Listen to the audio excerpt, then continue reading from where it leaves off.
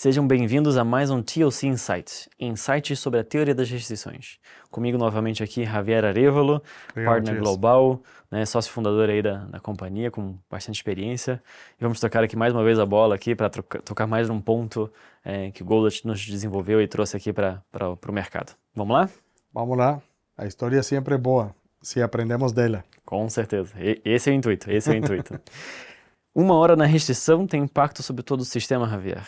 Mas uma hora numa não restrição é uma miragem. O que você me diz sobre isso? Que é absolutamente, você tem que dudar quando alguém fala absolutamente, sim? Você não tem dúvida. Nesse caso, tenho dúvidas, mas são poucas. Acredito que essa descrição é uma forma do Eli de darle primazia e importância ao conceito da restrição.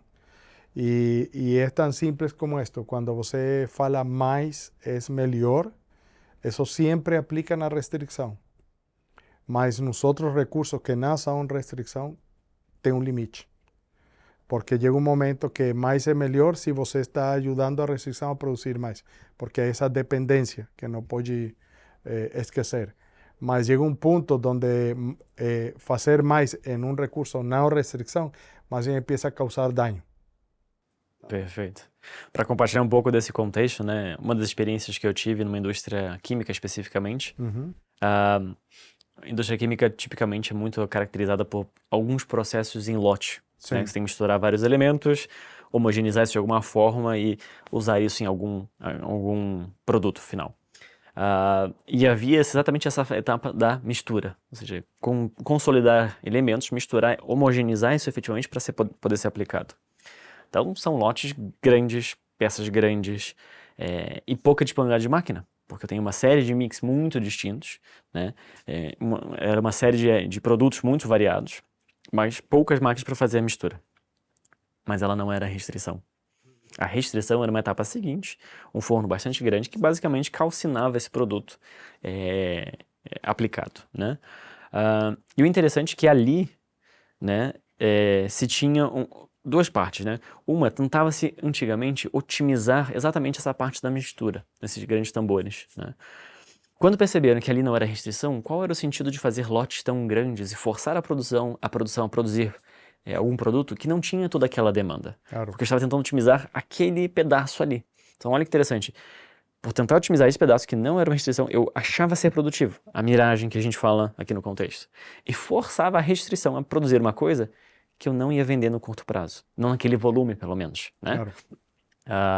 E claro, aí quando a restrição produz aquilo que não é necessário, ela deixa de produzir aquilo que também está sendo necessário naquele momento.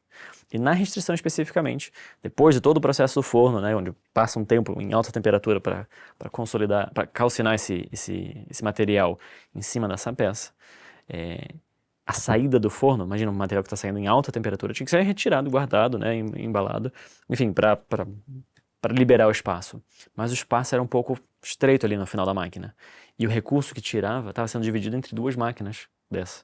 Então imagina uma restrição, a máquina ali que está produzindo devagarinho, mas né, output contínuo, mas vai rodando, exatamente, claro. Não para. Volta e meia parava, porque uma pessoa estava oscilando entre uma máquina e outra, tirando essas peças, claro.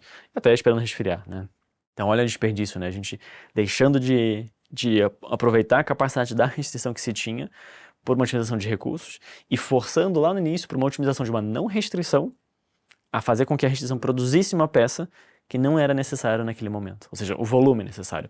Era necessário aquele produto, mas não naquele volume de tempo e aquela ocupação de máquina em todo aquele período. Ou seja, quando o Goldratt descreveu tudo isso, eu acho que ele quis, é o que você disse, realmente trazer a mensagem bem clara. Na restrição, importa muito você procurar como claro. Economizar um tempo, como ganhar capacidade, como aproveitar todo o tempo que você tem. Numa não restrição, essas melhorias fracionadas e menores raramente vão trazer um impacto sobre o todo. Raramente. Sim, acredito que o entendimento é que, digamos, talvez mais fino, mais experiente, é a restrição, o ditador do ritmo, da cadência, do fluxo.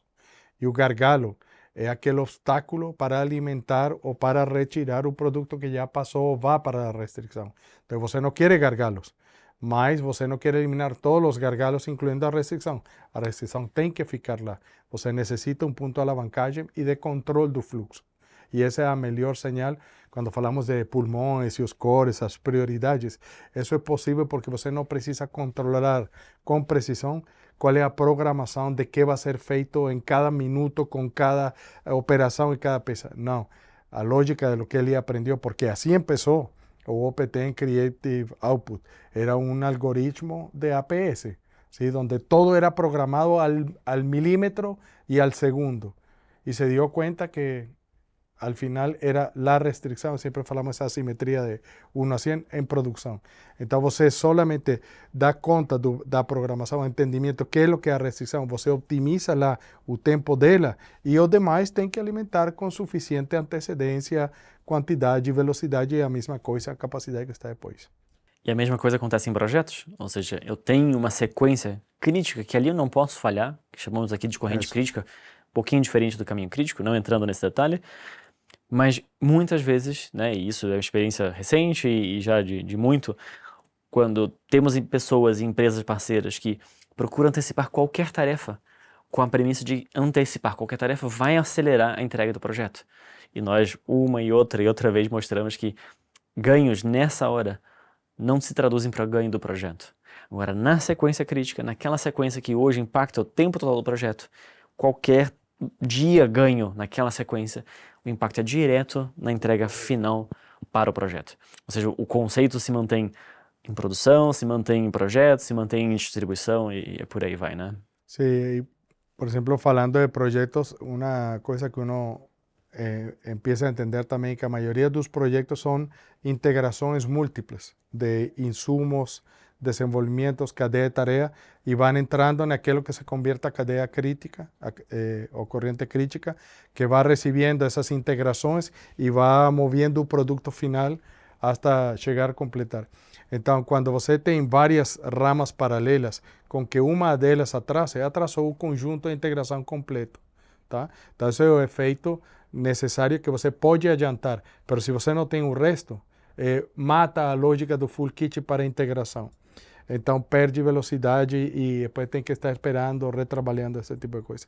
Então, acredito que essa lógica também empieza a mostrar a importância que tem você sempre assegurar, obviamente, o full kit, pero você não se trata de adiantar ou fazer antes para terminar mais cedo, sino é no momento certo, que é quando a corrente crítica precisa desse insumo estar lá. E, obviamente, se está alimentando a corrente crítica, sempre você utiliza um pulmão porque a variabilidade existe, não? Perfeito. Javier, obrigado por compartilhar Prazer. nossos insights e até o próximo vídeo sobre a teoria das restrições e os insights que a gente vai compartilhar.